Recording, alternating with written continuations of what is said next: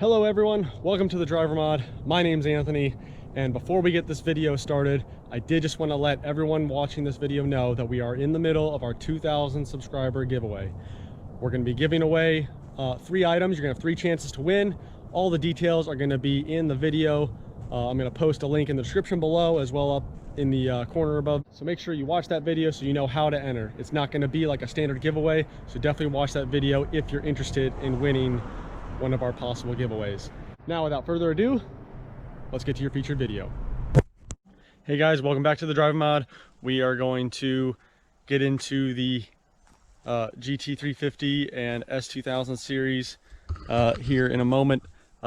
This video is going to be concerning the daily drivability, creature comforts, running costs, all that sort of details between these two.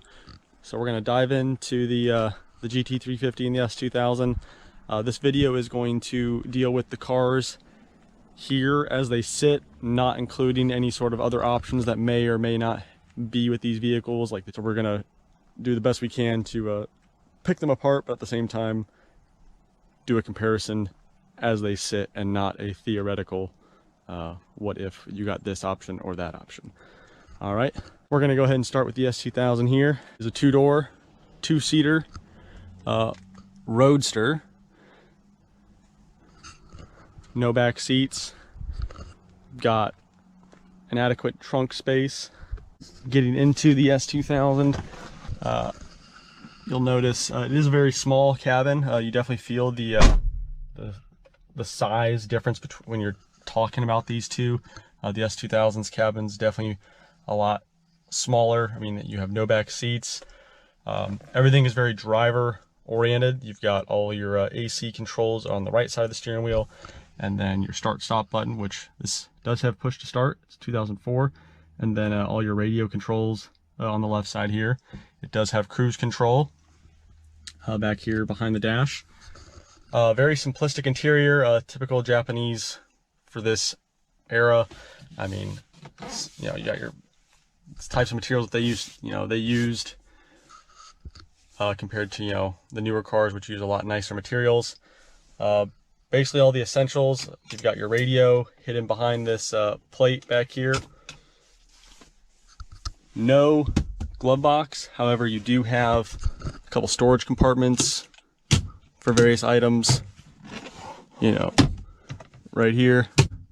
You're gonna go ahead and start it up. So to do that, you can go ahead and insert the key, turn it to the on position. That's how you're gonna power on the vehicle. And then all you have to do is push the start stop button, and engine fires up. You do have a full LCD display here. Again, this is a 2004, so to have that type of technology in a car at this price point, pretty cool. Definitely have a very interesting and dynamic tachometer right there going across the top. Speed right there in big numbers, so it's hard to miss. And then your engine temperature and fuel. And you can see I've got 85,000 miles on this car. I've put about 4,000 miles on it since I bought it. Again, this is a roadster. We do have the hardtop, aftermarket hardtop on the vehicle, so don't really use the convertible top too often. It is a single zone climate control, so there for the passenger and the driver get the same temperature. There's no way to differentiate between the two. Got your basic window switches, door lock, mirror adjustment. Visibility is very good. Even though it is a small car, you do have plenty of visibility. Your left rear and your right rear mirrors. Good forward visibility. You can see the nose swooping down, and you can position it exactly where you need to. So now let's get inside the GT350 and see what that brings to the table. We'll go ahead and get inside the GT350 now. Right away, you definitely feel like you're getting into a much larger car. This car is significantly larger than the S2000. We've got the Recaro bucket seats, manually adjustable. That is one thing that I would rate that is significantly an improvement over the S2000 when comparing these two. These Recaro seats hold you in substantially better than the stock S2000 seats do.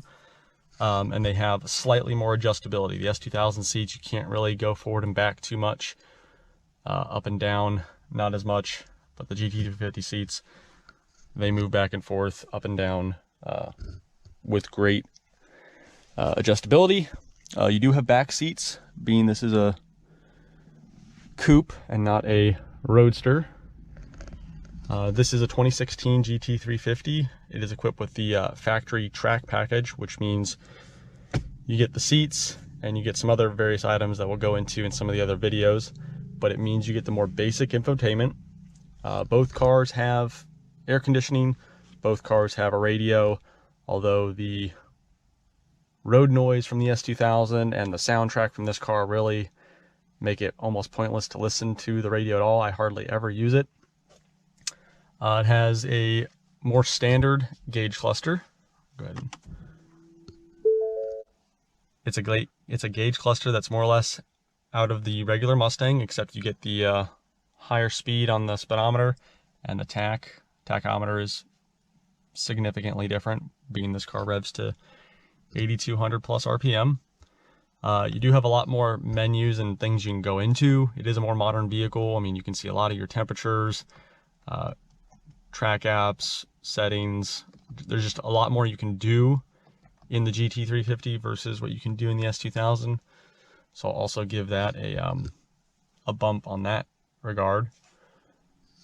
You've got a lot nicer materials. Again, it is 12 years newer, but you've got nicer materials in here. Alcantara on the steering wheel, leather center strip, Alcantara Recaro bucket seats, the materials on the door, nice soft touch material, some hard plastic still. We are building this to a price point. Alcantara on the door pockets, and then Alcantara back seats as well. The center armrest is got a nice soft touch material to it. You've got two cup holders like you do in the S2000. However, I found those cup holders in that car to be a little tight together, and they don't hold the drinks or whatever you have in there, you know, very well. You got a nice center console storage room, as well as you do have a glove box in the GT350. All right, so the visibility in the GT350 is very good. The S550 platform has fantastic visibility out of all angles, both forward, rear, side, and your blind spots. You have very, very good visibility out of this car, and that is a huge perk when you are taking this car onto the track over some of its direct competitors of the modern age, like the Camaros. You can't see out of those at all. We've got a lot busier steering wheel, for better or for worse. There's a lot of things you can do on the steering wheel that you never have to take your hands off the wheel. Like you can change your drive modes, your suspension setting, your steering setup, set your cruise control. The S2000 really only has cruise control on the mounted to the steering wheel. Wipers and turn signals are in the same place as the other vehicle, and the driver, or the door switches and stuff, are all basically the same. You have your mirror controls, window controls, door lock. This vehicle does have fully automatic headlamps, whereas the S2000 is manually. You have to manually turn them on and off. You have a lot more information displayed to you over here. We have the oil pressure and oil temperature, in addition to the gauge cluster showing us the coolant temperature, engine temperature, and the fuel gauge. And then to top it off, you do get this plaque. Every GT350 gets one of these plaques, and that just adds to the kind of sense of pride and value that you are in a somewhat of a special vehicle. It's not just a run-of-the-mill Mustang. All right, so now we're going to talk about the running costs of each of these vehicles, compare that side by side, and then talk about the reliability of each vehicle. That is also going to be subject to a lot of scrutiny, as every manufacturer makes good cars, every manufacturer makes bad cars within the same production. So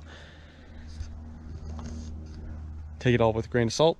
So we'll start off with the running costs. This is where the S2000 is really going to shine over the GT350. If you were looking at both of these vehicles, and you are wondering which one is going to be cheaper to go ahead and maintain and keep running, it's a smaller car, it's a lighter car, it's got a smaller engine. So all those play a huge factor into the running costs of the vehicle. For example, brakes and tires. On the GT350, the full brake pads, rotors, front and rear, my cost on them is about $1,700 to $1,800. The S2000 is going to be half that. And that also goes with the tires. The full set of tires on the GT350, 19-inch wheels, is going to be about $1,200 to $1,400. Also, a lot of that depends on what tire you go with. We've got Michelin's on it right now. With the S2000, your tires are going to be half, maybe 60% of that cost. So we got about $3,500 in brakes and tires in the GT350 and the S2000 to do full front pads, rotors, brakes, tires, everything. You're probably going to be in the $15,000 to $2,000 range. When we're talking about fluids and things under the hood, the S2000 takes 5.1 quarts of oil. The GT350 takes 10. So the reason I bring that up is that if you're going to compare the cost of an oil change, just the oil alone, 10 quarts versus 5 quarts, that's already whatever oil you choose to go with, you're going to double it with the GT350. The cooling system on the GT350 also holds significantly more. The transmission holds a decent bit more, and the differentials, the GT350 also holds more because of the coolers that it has on it. So when it comes to just pure maintenance and running costs, the GT350 definitely loses out compared to the S2000. It's just got half the number of cylinders. It's twice the size of an engine, so that is to be expected. 4 spark plug versus 8 coils, injectors, everything on the GT350 is basically double what the S2000 has or what it costs. So taking all that into consideration, we are now going to drive each one of these vehicles and tell you how they feel on the road. All right, so we're inside the GT350. We're going to talk about what it's like to drive, what are some of the things you're going to encounter when driving it on a day-to-day basis, and just the overall driving feel of it. Before we get into that, I just want to talk about specifically the reliability of this vehicle. If you search the internet, you're going to find a lot of videos and a lot of comments and social media posts about the GT350s are unreliable, the engines burn oil, they blow up.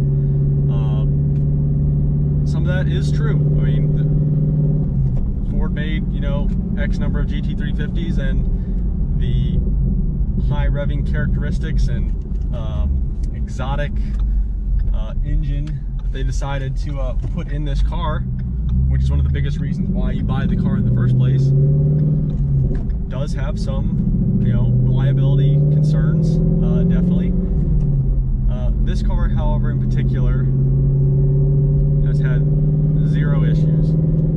I've got over 20,000 miles on the car, and it doesn't burn oil. I take it to the track.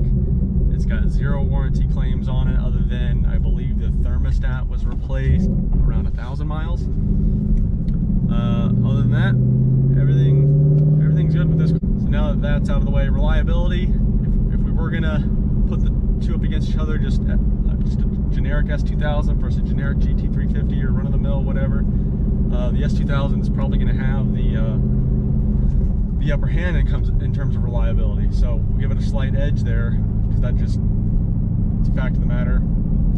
The chances of buying an S2000 that is going to grenade, if you will, is probably a little bit lower than a GT350. I do believe some of that is due to the owner and the ownership style.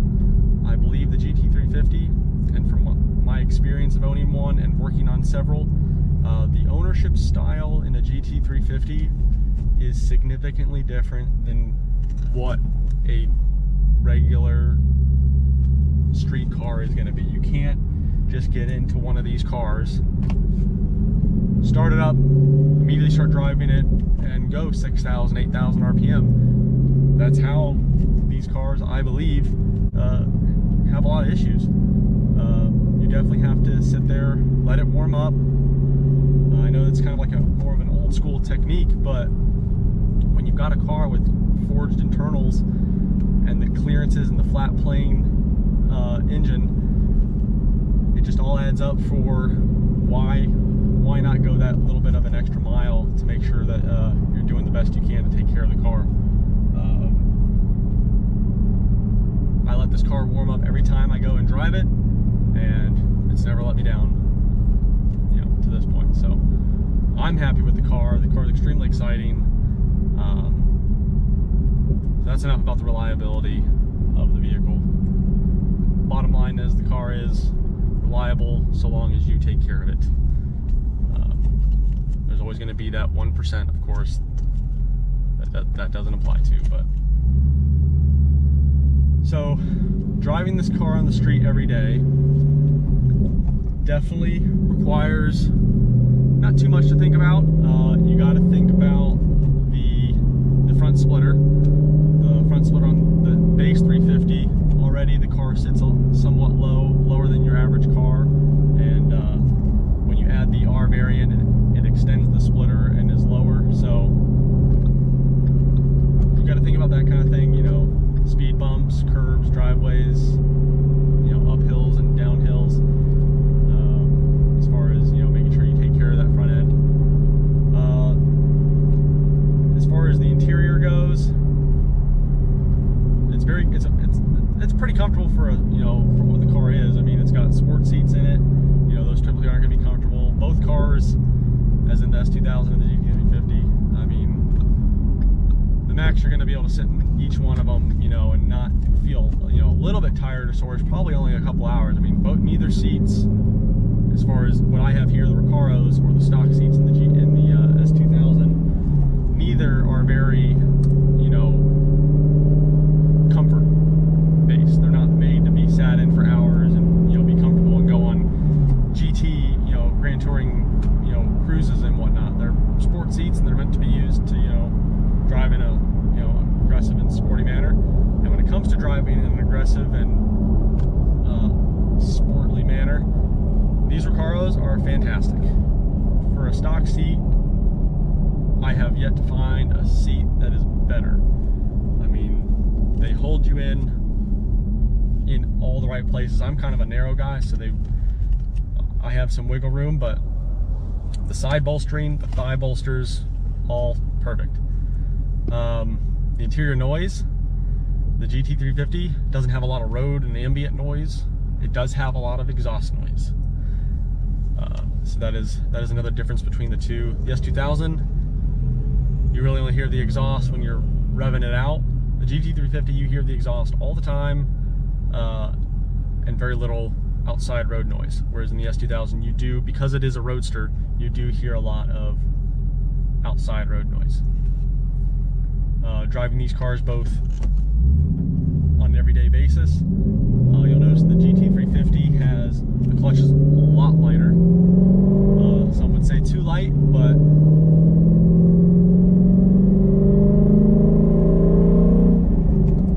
both cars run 93 octane, you know, premium fuel, and they both get in the mid-20s as far as fuel economy on the highway. So that's basically a wash there.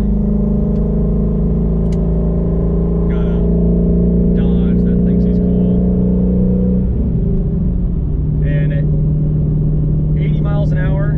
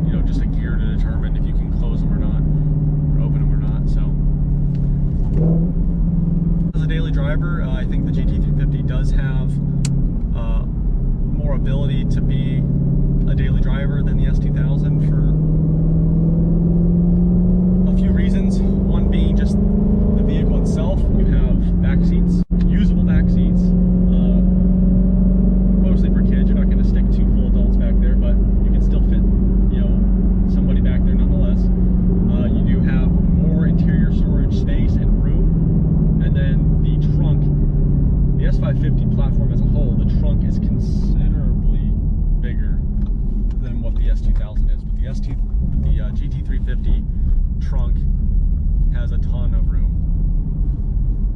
usable room. So I'm not really going to get into insurance costs because that's going to vary based on your driving record, your age, all sorts of factors, where you live, all that.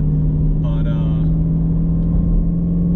the GT350 in this specific case, it's only $40 more a month for full coverage than the S2000. Both cars have full coverage, and it's only about $40 a month more. So that's not bad at all. So now we're going to go ahead and get in the S2000 and kind of try to talk about the same points. If I do think of anything that I didn't think of while I was driving the GT350, I'll bring it up. I'm just kind of driving them back to back and just pointing out, you know, similarities and differences and between the two. So let's get in the S2000. All right, so now we're in the S2000. Change of scenery. Now we're just going to drive this and then talk about the interior and daily driving type experience that you get from this car. One of the first things you're going to notice is when you go to start the vehicle, the push start stop button not only is on the left hand side, but you also have the key that you have to turn. But the clutch in the S2000, both vehicles have the stock clutch in them, so it's a fair comparison. The S2000's clutch is significantly heavier than the GT350. And when I say significantly, I mean it's a good bit heavier. Not as much travel either. It's a little bit shorter of a throw. Interior sound, you do hear the exhaust note, but you really hear it in the higher RPM. What you really hear more in the S2000 over the GT350 is just the ambient wind noise and road noise. So that can be a little bit, you know, for long trips. I mean, if I was going to take a long journey, you know, even though both cars I would not just GT, I would not just cruise in either of them. You know, I would not just go on my way to do it. But if I was going to pick one, I'd definitely probably take the GT350. It's just it has a little bit more luxury to it, if that is a word, when you're comparing these two. And then just the creature comforts, it has a little bit more creature comforts. And then it's a little bit more less, you know, wind noise and road noise on the inside. I don't care about the exhaust note. If that's the only thing we were debating, then it'd be equal. But you definitely hear a lot more in the S2000. It is a roadster, so that is to be expected. That is something that you'll just want to know when you're comparing these two, is the amount of road noise and wind noise that you're going to have in one versus the other. We've already talked about the fuel economy and fuel price. I mean, it takes less money to fill up the S2000 as it has a smaller tank, but they both run on 93 premium fuel. You definitely can just get in this car more or less and drive it. The S2000 is better at, you know, in terms of that sense of daily driving, is you don't have to really, not necessarily plan your day around it, but when you drive the GT350, you really have to be conscious about, you know, oh, I have to go up and I have to start the vehicle, you know, 10-15 minutes before I'm ready to leave, you know, let it warm up properly.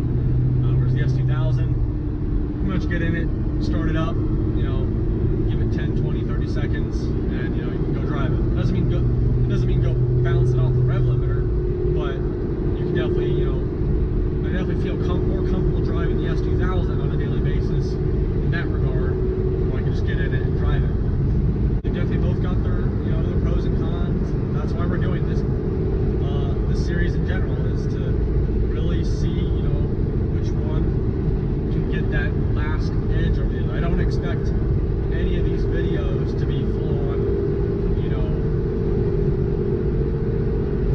blowouts. I expect the videos and everything to be somewhat close. Another thing you have to think about when daily driving these two is the size of the vehicle, and depending on where you live and what kind of, you know, route you're going to be driving, the size of the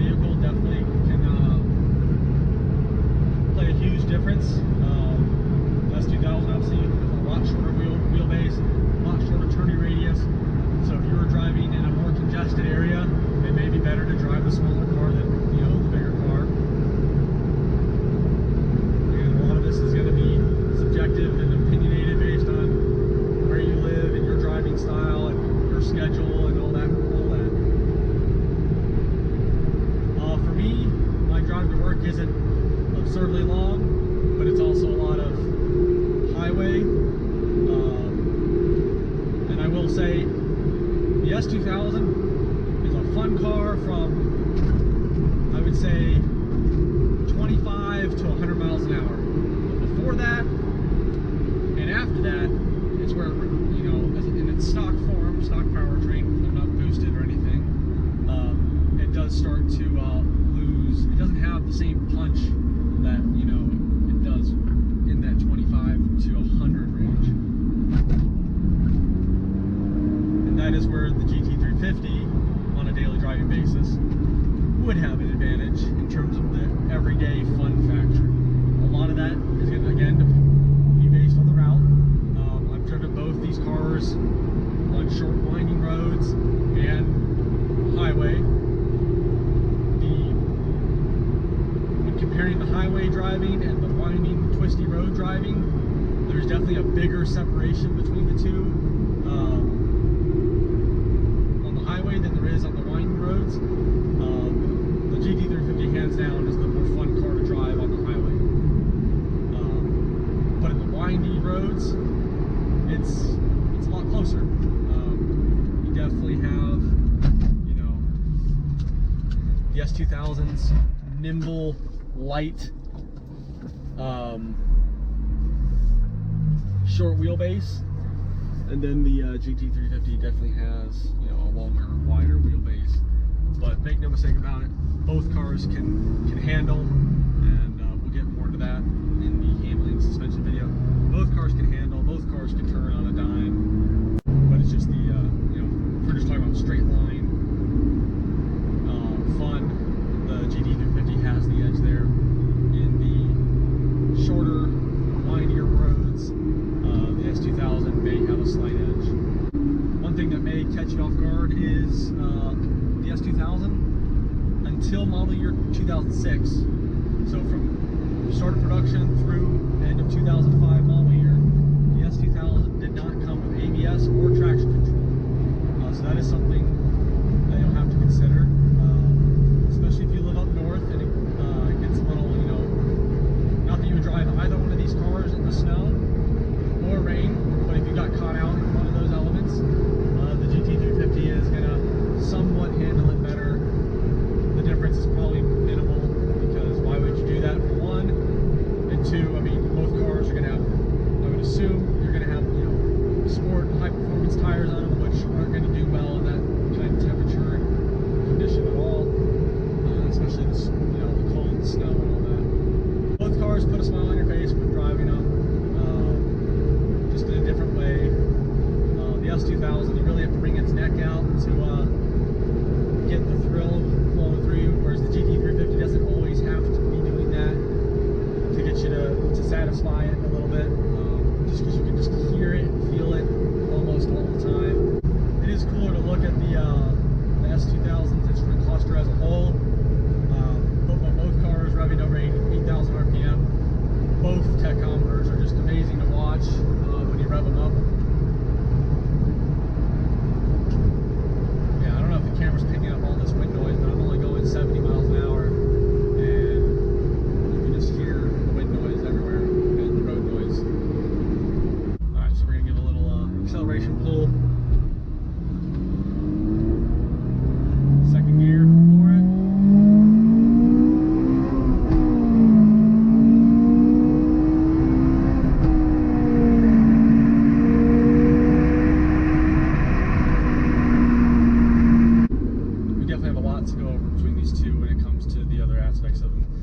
Interior, you know, the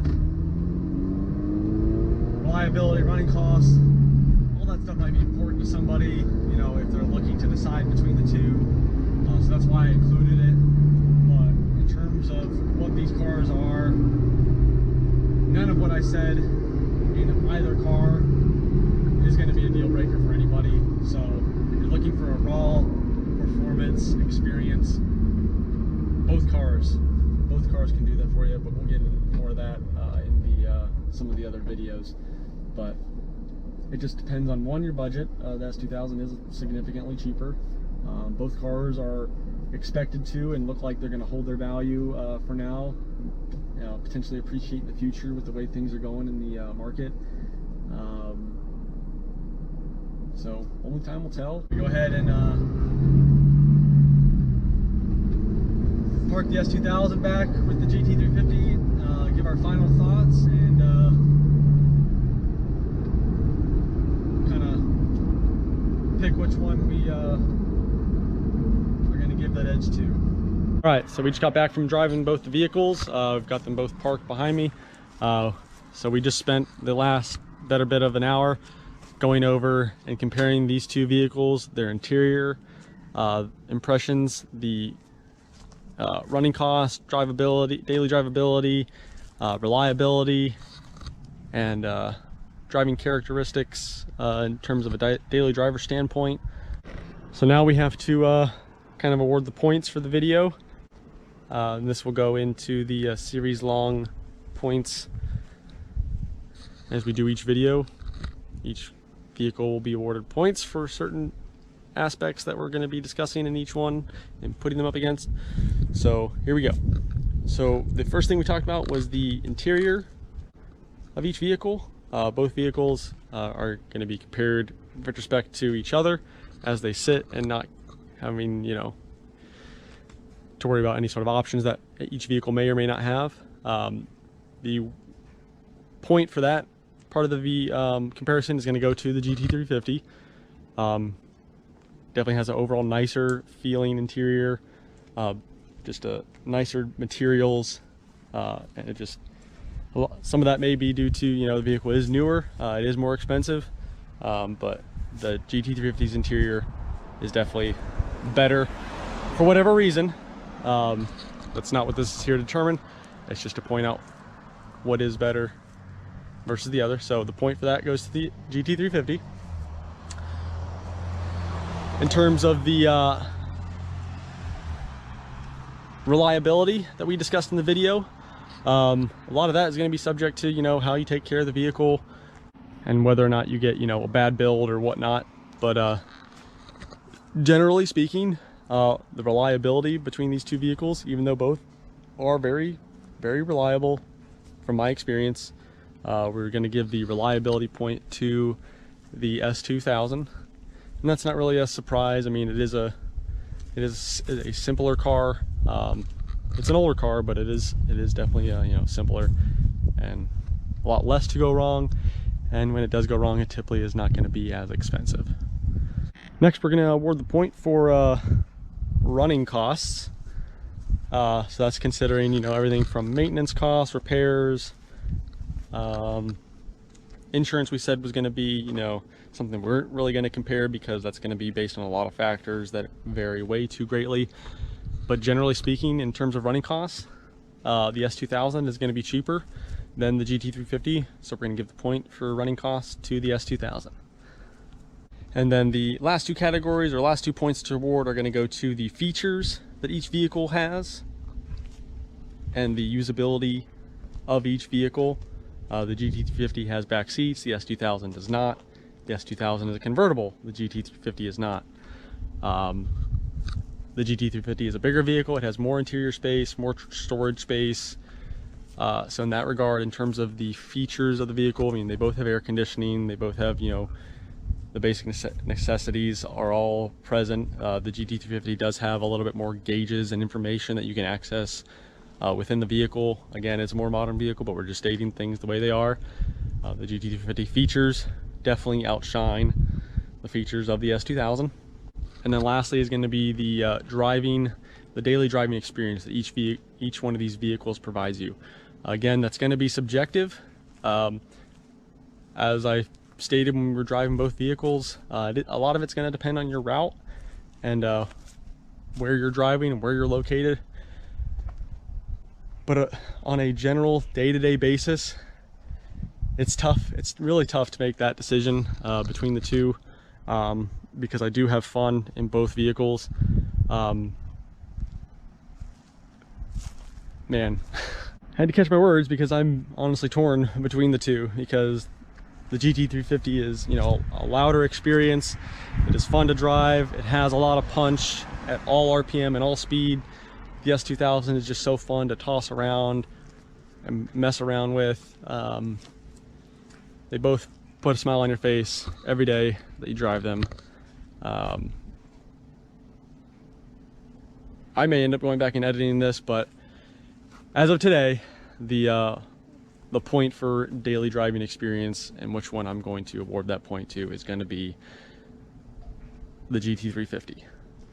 That may change, but for right now, for where we're at in this series, we're going to give that point to the GT350. Both vehicles deserve the point, so we'll see if it ends up coming down really close, you know, towards the end. If you know, if that ends up being the difference, but make no mistake about it, both these vehicles are extremely close in that regards. They are both extremely fun to drive on a day-to-day basis. That is going to conclude our video in this series of the GT350 versus the S2000, specifically the interior and daily driving and running costs segment. Hope you found that entertaining, informative. Definitely drop some comments down below. I know there's gonna be a lot of comments down below. You know, I picked the wrong car, this is better than that. I want to hear it all. I want to hear all of your impressions of the vehicles, your experiences with the vehicles. Again, this is all subjective to my opinion. I try to do research the best I can, but you know, ultimately you can do all the research you want until you sit down and get in each one of these cars and experience them both fully, not just, you know, I got to drive each car once. You know, I've lived with these cars for a significant amount of time and put a significant amount, you know, of mileage on them. So in my eyes, this is where it stands right now. There's definitely going to be a lot more videos coming with a lot of more, you know, subjective opinion coming, but that's why we're doing this. We really want to, you know, highlight the best of the best, and both these cars are the best of the best. So again, thanks for watching, and we'll see you on the next episode.